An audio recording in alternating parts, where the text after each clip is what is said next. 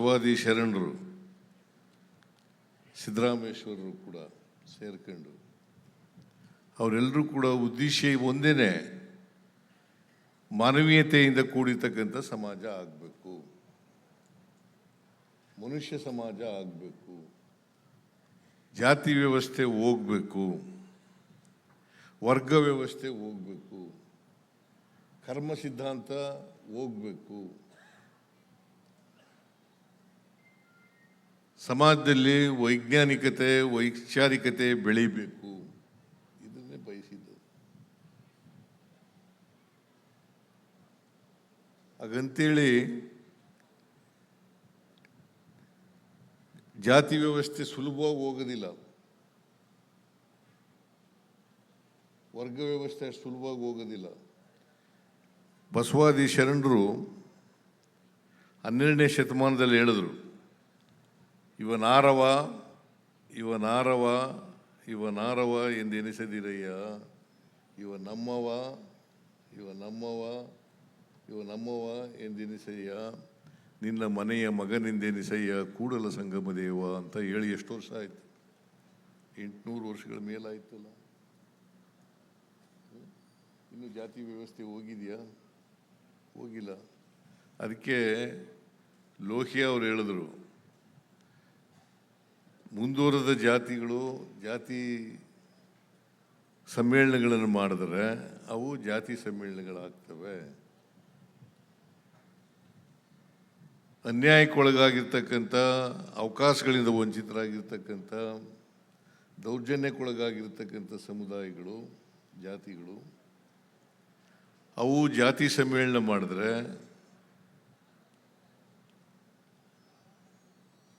ಅವು ಜಾತಿ ಸಮ್ಮೇಳನಗಳಾಗಲ್ಲ ಅಂತ ಲೋಹಿಯಾ ಅವರು ಹೇಳಿದರು. ಆದ್ದರಿಂದ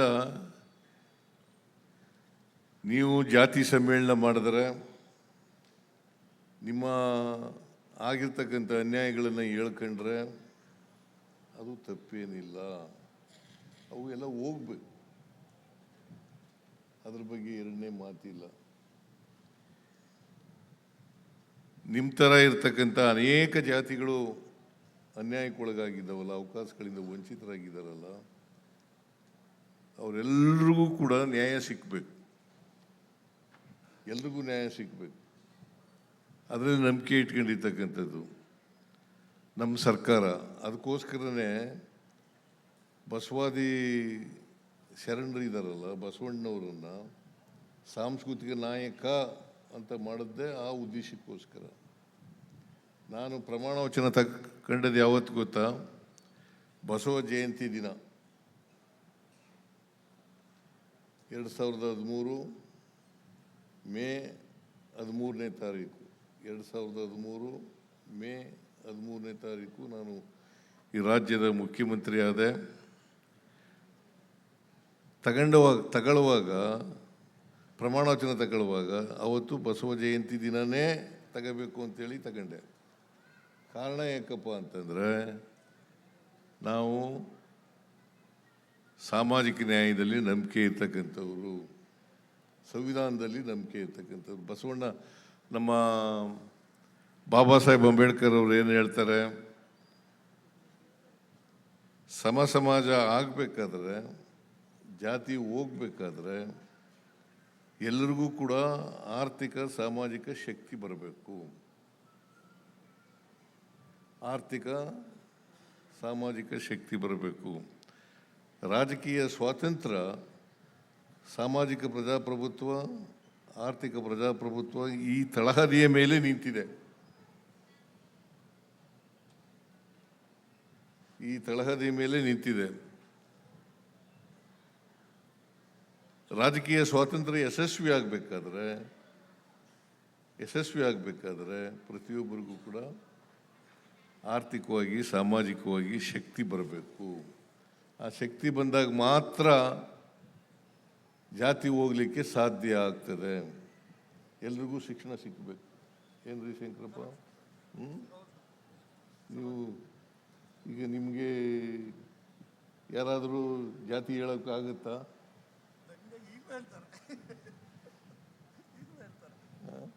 ಅಂದರೆ ನೀವು ಲಾಯರ್ ಆಗಿರೋದ್ರಿಂದ, ವಕೀಲರಾಗಿರೋದ್ರಿಂದ ನಿಮಗೆ ಸಮಾಜದಲ್ಲಿರ್ತಕ್ಕಂಥ ಎಲ್ಲ ಗೌರವಗಳು ಸಿಗ್ತಕ್ಕಂಥದ್ದಾಗ್ತದೆ. ಹಾಗೆ ಎಲ್ಲರೂ ಬೋವಿಸ್ ಜನಾಂಗದವರು ಎಲ್ಲರೂ ವಿದ್ಯಾವಂತರಾಗಬೇಕು. ಆಗ ಮಾತ್ರ ಸಾಮಾಜಿಕವಾಗಿ ಶಕ್ತಿ ಬರಲಿಕ್ಕೆ ಸಾಧ್ಯ ಆಗ್ತದೆ. ನಿಮಗೆ ಸಾಮಾಜಿಕವಾಗಿ ಶಕ್ತಿ ಬಂದರೆ ಆರ್ಥಿಕವಾಗಿ ಕೂಡ ಶಕ್ತಿ ಬರಲಿಕ್ಕೆ ಸಾಧ್ಯ ಆಗ್ತದೆ. ಆರ್ಥಿಕವಾಗಿ ಸಾಮಾಜಿಕವಾಗಿ ಶಕ್ತಿ ಬಂದಾಗ ಮಾತ್ರ ಜಾತಿ ವ್ಯವಸ್ಥೆ ಹೋಗಲಿಕ್ಕೆ ಸಾಧ್ಯ ಆಗ್ತದೆ. ಇಲ್ಲರೂ ಹೋಗುತ್ತಾ? ಹೋಗಿಲ್ಲ. ಯಾಕೆ ಹೋಗೋದಿಲ್ಲ ಅಂತಂದ್ರೆ ಈ ಕಾರಣಕ್ಕೋಸ್ಕರ.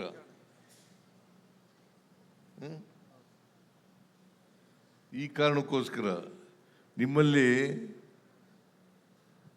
ವಿದ್ಯಾವಂತರ ಸಂಖ್ಯೆ ಕಡಿಮೆ.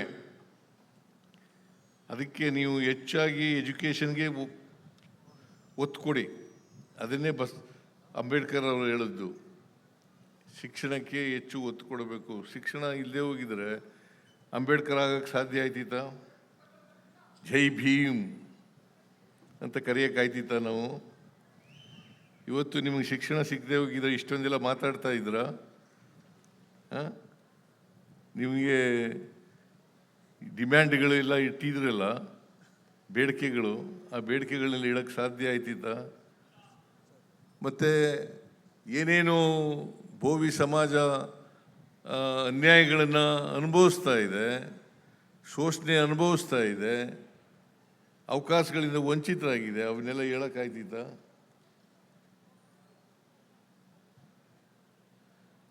ನಾವು ಭಾಳ ಚೆನ್ನಾಗಿ ಹೇಳಿದ್ದಾರೆ ಸ್ವಾಮೀಜಿಯವರು. ಬೇಡಿಕೆಗಳನ್ನು ಕೂಡ ನನಗೆ ಎಲ್ಲ ಕೊಟ್ಟಿದ್ದಾರೆ. ಅವ್ರ ಭಾಷಣದಲ್ಲೂ ಕೂಡ ಹೇಳಿದ್ದಾರೆ. ನಾವು ನ್ಯಾಯ ಕೊಡಲಿಕ್ಕೆ ಪ್ರಯತ್ನ ಮಾಡುತ್ತೇವೆ.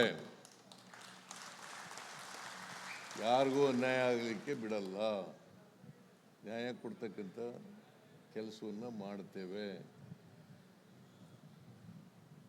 ಒಬ್ರಿಗೆ ಒಂದು ನ್ಯಾಯ, ಇನ್ನೊಬ್ಬರಿಗೆ ಒಂದು ನ್ಯಾಯ ಮಾಡೋದಿಲ್ಲ. ಎಲ್ರಿಗೂ ಸಾಧ್ಯವಾದ ಮಟ್ಟಿಗೆ ನ್ಯಾಯ ಕೊಡಲಿಕ್ಕೆ ಪ್ರಾಮಾಣಿಕವಾಗಿ ಪ್ರಯತ್ನ ಮಾಡ್ತೀವಿ. ಇವತ್ತು ನಾವು ಗ್ಯಾರಂಟಿ ಯೋಜನೆಗಳನ್ನು ಜಾರಿ ಮಾಡಿದ್ದೀವಿ. ಅದರಲ್ಲಿ ಎಲ್ಲ ಬಡವರಿಗೂ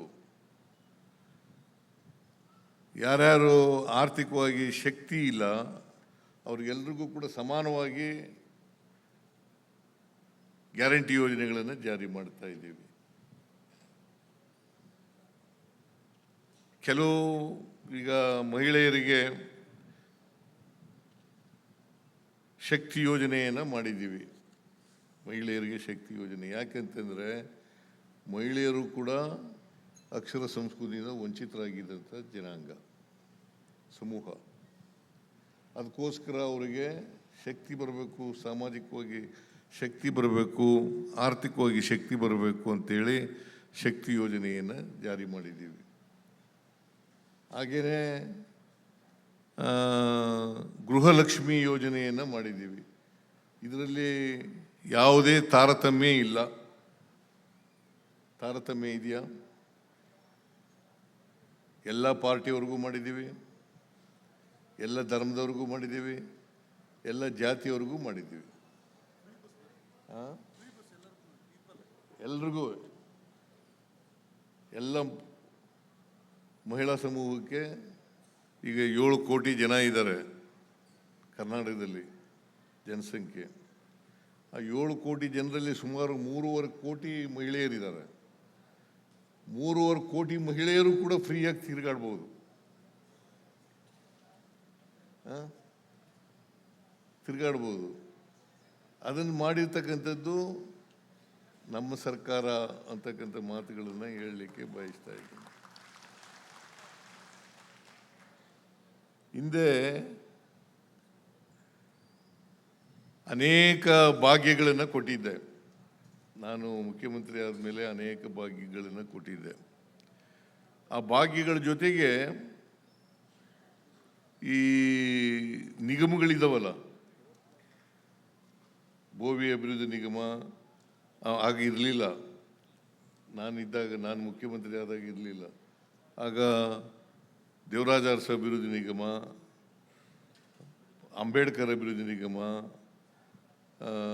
ಅಲ್ಪಸಂಖ್ಯಾತರ ಅಭಿವೃದ್ಧಿ ನಿಗಮ ಮತ್ತು ಪರಿಶಿಷ್ಟ ವರ್ಗದವರ ಅಭಿವೃದ್ಧಿ ನಿಗಮ, ಎಲ್ಲ ನಿಗಮಗಳಿರ್ತಕ್ಕಂಥ ಸಾಲ ಎಲ್ಲ ಮನ್ನಾ ಮಾಡಿಬಿಟ್ಟೆ.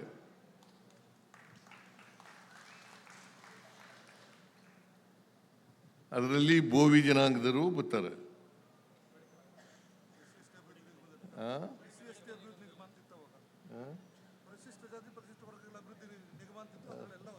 ಎಲ್ಲ ಬರ್ತವೆ. ಯಾಕೆ ಮಾಡಿದೆ ಅಂತಂದರೆ ಅವ್ರಿಗೆ ಶಕ್ತಿ ಇಲ್ಲ ಅನ್ನೋ ಕಾರಣಕ್ಕೋಸ್ಕರವಾಗಿ ಸಾಲ ತೀರಿಸಲಿಕ್ಕೆ ಶಕ್ತಿ ಇಲ್ಲ ಅನ್ನೋ ಕಾರಣಕ್ಕೋಸ್ಕರವಾಗಿ ಮಾಡಿದೆ. ಅದರಿಂದ ಈಗಲೂ ಕೂಡ ನೀವು ಇದನ್ನು ಪ್ರಸ್ತಾಪ ಮಾಡಿದಿರಿ, ನಾಗಮೋಹನ್ ದಾಸ್ ವರದಿ ಪ್ರಸ್ತಾಪ ಮಾಡಿದಿರಿ. ಈಗ ನಾಗಮೋಹನ್ ದಾಸ್ ವರದಿ ಮುಂದಕ್ಕೆ ಬಂದ್ಬಿಟ್ಟಿದ್ದೀವಿ. ನಾವು ನಾಗಮೋಹನ್ ದಾಸ್ ವರದಿಯಿಂದ ಮುಂದಕ್ಕೆ ಬಂದ್ಬಿಟ್ಟಿದ್ದೀವಿ. ಮುಂದಕ್ಕೆ ಬಂದು 6-6-5 ಅಂತ ಮಾಡಿದ್ದು. 6 ಎಡಗೈ ಮತ್ತು ಅವರ ಉಪಜಾತಿಗಳು, ಮತ್ತು 6 ಬಲಗೈ ಮತ್ತು ಉಪಜಾತಿಗಳು, ಬೋವಿ, ಕೊರಮ, ಕೊರಚ, ಲಂಬಾಣಿ, ಆಮೇಲೆ ಅಲೆಮಾರಿ ಜನಾಂಗದಗಳು 5 ಅಂತ ಮಾಡಿದ್ದು. ಈಗ ಅದನ್ನು ತಿದ್ದುಪಡಿ ಮಾಡಿ 5 1/4 4.25 ಅಂತ ಮಾಡಿದ್ದೀವಿ. ಇದು ಕ್ಯಾಬಿನೆಟ್ನಲ್ಲಿ ಒಪ್ಪಿಗೆ ಆಗ್ಬಿಟ್ಟದೆ. ಇದು ಕೂಡ ಕ್ಯಾಬಿನೆಟ್ನಲ್ಲಿ ತಂಗಡಿಗಿನೂ ಕೂಡ ಕ್ಯಾಬಿನೆಟ್ನಲ್ಲಿ ಇದ್ರು. ತಂಗಡಿಗೆ ಇದ್ದೇ ಇಲ್ವೇನಪ್ಪ? ನೋ ಯಾರಿಗೂ ಹೆದರಿಕೆ ಏನಿಲ್ಲ. ಯಾರಿಗೂ ನಮ್ಮ ಸಿದ್ದರಾಮಯ್ಯನ ಮಂತ್ರಿಮಂಡಲದಲ್ಲಿ ಯಾರಿಗೂ ಹೆದರಿಕೆ ಇಲ್ಲ. ಏನಪ್ಪ, ಏನು ಹೆದರಿಕೆ ಇದೆಯೇನೆ ಹೇಳಿ. ವಾದ ಮಾಡೋದು ಬೇರೆ, ಒಪ್ಪಿಗೆ ಆಗೋದು ಬೇರೆ. ಒಪ್ಪಿಗೆ ಆಗಿದೆಯಲ್ವಾ? ಮತ್ತೆ ಅದರಿಂದ ಈಗ ಜಾತಿ ಗಣತಿ ನಡೀತಾ ಇದೆ, ಸೆನ್ಸಸ್ ನಡೀತಾ ಇದೆ. ಅದರಲ್ಲಿ ಈ ಮೊದಲನೇ ಸಾರಿಗೆ ಜಾತಿನೂ ಕೂಡ ಶೇರ್ ಮಾಡಿ ಅಂತ ಹೇಳಿದ್ದಾರೆ. ಜಾತಿ ಸೇರಿಸ್ತಾ ಇದ್ದಾರೆ. 1931 ಇಸ್ವಿನಲ್ಲಿ ನಿಂತೋಗಿತ್ತು. ಜಾತಿ ಸಮೀಕ್ಷೆ ಆಗಿದ್ದದು 1932